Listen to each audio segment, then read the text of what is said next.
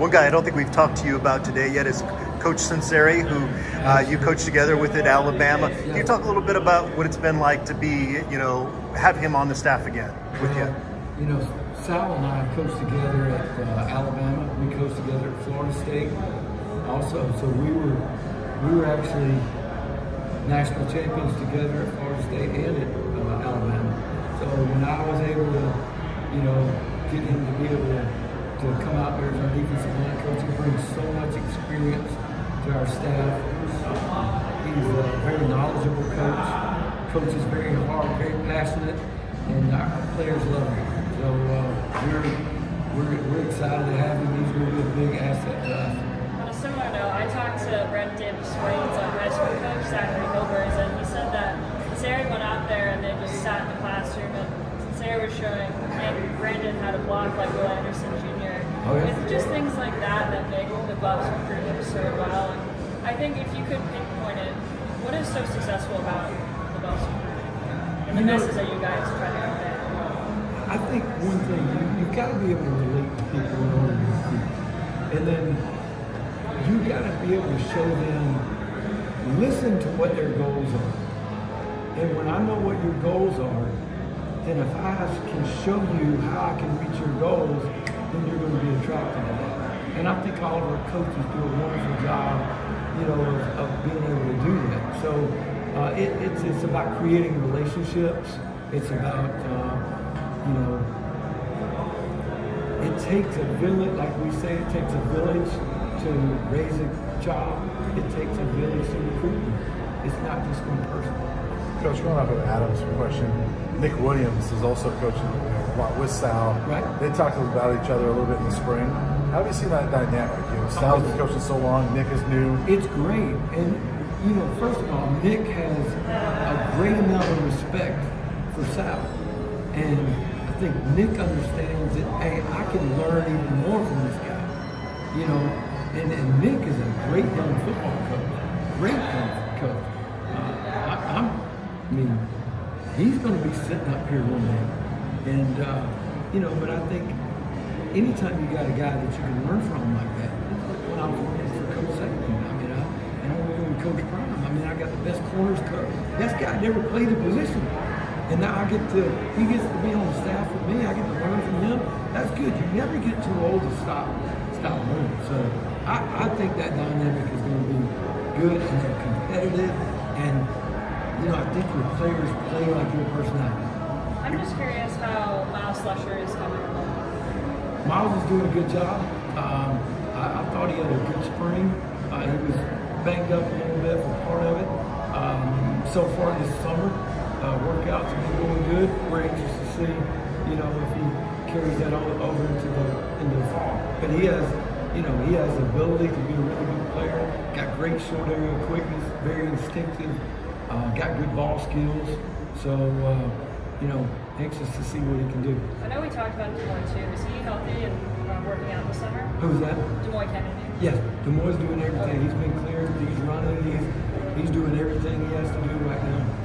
You were named Recruiter of the Year on 24/7 Sports last year. Now that you're in a coordinator role, is it tougher to have as big an impact on recruiting? Listen, we recruit just the same. There's no doubt. I've always felt like, and I do believe, no matter what your position is, you got to be recruiting. Sometimes you have years where you have more guys in your area that are higher profile guys.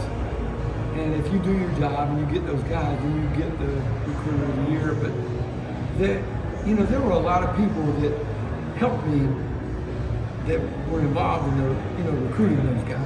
And for me to sit here and say that it was just me, that's not fair. That's not true.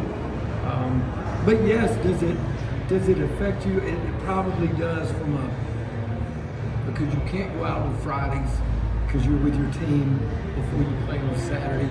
Some of those little things make it a little more difficult. But recruiting is the lifeblood, and no matter what your position is, you got to make sure that you're doing that all the time. Hey, Coach, I love how you mentioned Nick Saban and some of the qualities that Coach Prime has that are similar. I also can't help but notice, I know you didn't work for him directly at Florida State, but Coach Bobby Bowden certainly has been a big influence on him. Do you see kind of a combination of those two? Absolutely. You know, when you listen to Coach Bowden was strong in his convictions, what he believed in. He didn't care. He was staunch on that. I think that's where Coach Prime gets a lot of that from. You know, we all learn from people that we've worked with and that we work for, that we play for. You take all of those things and that makes you who you are. No, I don't think there's a football coach in the country that made something up. They say they did, but they got it from somebody else. So I think the way we're all influenced is through the people that we work with and who we've been around. And Coach, regarding the big guys up front, I mean, first, how is Taj Olson doing with his health, and then who else has kind of impressed you? Taj has come back. He's full go also. You know, Shane's still playing really good. He looks really good right now. Derek McClendon has done a good job. Amari's done a good job. He can really move. We're trying to think of all those guys. We got so many new guys up there and so many numbers right now that that's what we were trying to do, is create depth up there and create depth with guys that can move. If you're not going to play for Coach Prime unless you move. And we don't want the slower guys. We want to make sure that we, you know, got guys that can create havoc. Who within the freshman class has really impressed you out of these 17 guys? Well, I mean, all of those guys have to a point. Now they have their good days and they have their bad days. I think, you know, Kamani's done some really good things. I mean, but he's got ways to go before, you know, his body's ready to play. And when I say that, it may be 2 weeks, it may be 4 weeks. Our job is to get him ready to play. But all of those guys have shown flashes at being, you know, they've had their days. And that's the way it is as a freshman. You're going to have your days, and then you're going to have your days where you think, you know, I might want to go home. This might not be for me. What did you guys want to go get small smalls out of transfer from Washington? How does he fit in your defensive? Well, first of all, I remember him out of high school and what he did. And I sat down and had a long talk with him and listened to him about his goals and what he wanted to accomplish. And he's been one of the more impressive guys that we've had in. In fact, he only got in. He got in a little bit later than some of the guys because he had a class to finish up. When he came in, I thought he was as lean as I'd seen him probably in the last 2 years. And you know, watching him move around out there, he looks like what I remember out of high school. You said, what caught your eye out of that score? Because that was kind of a flashy guy. Yeah, well, anytime a guy can bend like that and move, and you know, he can create power. You know, he's one of those guys that can create speed and power, and he can be one of those type of pass rushers. And I think he can be hard for tight ends to handle, you know, when he's in the right mindset. But he's done a good job. I've been really pleased with him since he's been there. Sometimes like we mentioned earlier, sometimes a change is good. It just is good for people. Coach, you mentioned Derek McClendon earlier about somebody that stuck out to you. Obviously, he's one of a handful of Florida State transfers you guys have brought in. Is it just kind of fitting with your background, with Coach Brewster's background, obviously Coach Prime's background, that you guys have added so many former Florida State players to your roster as well, especially on defense? Yeah, and a couple of those guys I had a relationship with Travis Jay. I'd started, in fact, I think I offered him when he was freshman and sophomore. I was still coaching at Florida State, and I recruited him at 2 or 3 other places that I was at. So I think watching, you know, having relationships, having ties with those guys definitely gave us a better opportunity to get them. Coach, did you have much of a relationship with Sean Lewis before? You know, I know the Bama Kent State game at Kansas a couple of years ago, but I was wondering, have you been impressed with him for quite some time? Well, Sean and I went against each other when I was at Florida State. He was offensive coordinator at Syracuse. That's right. So they always did a great job offensively. The Temple offense is unbelievable. play fast. He makes things, you know, he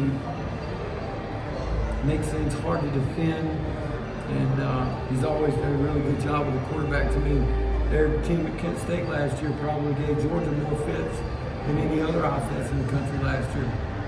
Obviously, Jimmy Horn was really impressive in the spring, being the first guy to earn a number. But I mean, people don't forget that his former teammate at USF, Xavier Weaver, has joined you guys as well, and actually had more production than he did the last couple of years. How impressive has he been so far for you guys? Both of those guys are impressive. I mean, both of those guys can play. And the thing about it, I think when you get the ball to them in space, that's what I like about, you know, where we're at offensively. Shador's got some weapons to get the ball to, get them to him in space, and you know, gets them out there where these guys can go. What are you seeing out of the running back for Alton Caskill and Noah Costas? You know, both of them bring, you know, they're unique in their styles. Both of them are hard to tackle. You know, Smoke's a little bit, you know, more compact, but he's powerful. A little bit lower center of gravity. But, you know, all of those running backs have a chance to be really good. And we get the ball to them in space, they're going to be hard to get down. When we were talking earlier, you mentioned the player-led practices. On the defensive side, how much has Lavonta Bentley been a leader in those, and how much do you rely on him in terms of relaying and installing the defense with the new guys? Very much so. He's done a good job of, you know, coming in and learning and trying to, you know, be that leader, and he picks up concepts very well. So he's done a really nice job. How's Jordan Dominic doing, and how big of a season do you think he can have?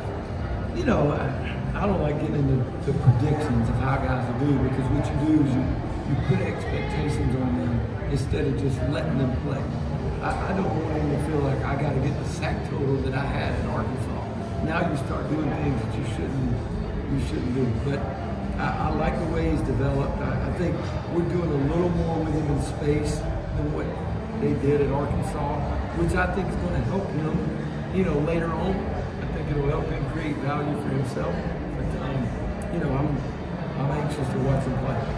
Well, as far as Travis Hunter, his need to be out there every down, I'm sure he's a good enough athlete, wants to be every down. Is there a little tug of war between you and the offense? Like, hey, I need to stop, I need him in there at BB. I mean, Coach Brown's going to handle that, and I think you know, he'll manage that the way it needs to be managed. The coach understands. Coach is a football guy. He gets it. He knows when we need him. But I do think it's important for us to bring these other guys along, you know, at corner that you know can help us, because the quicker we get them ready to play, the better off we're going to be. Coach, in the spring, Sal gave us a pizza place that he found and he loves already. Is there a place Charles Kelly likes to go eat in Boulder? Yeah, I mean, there are a lot of places to eat in Boulder. I mean, I love, I mean, there's so many places. What is it? Steakhouse 316, Pasta J's. You know, I like Barchetta's, is what Sal's. You know, I like hitting that on Friday afternoon. And, you know, I live in Longmont. I found that this Goodfellas Diner in Longmont. It's all right. And it's like the old Mel's Diner, you know, where you walk in and saw flow. I'm like, all right, this is pretty cool. Thanks, Coach.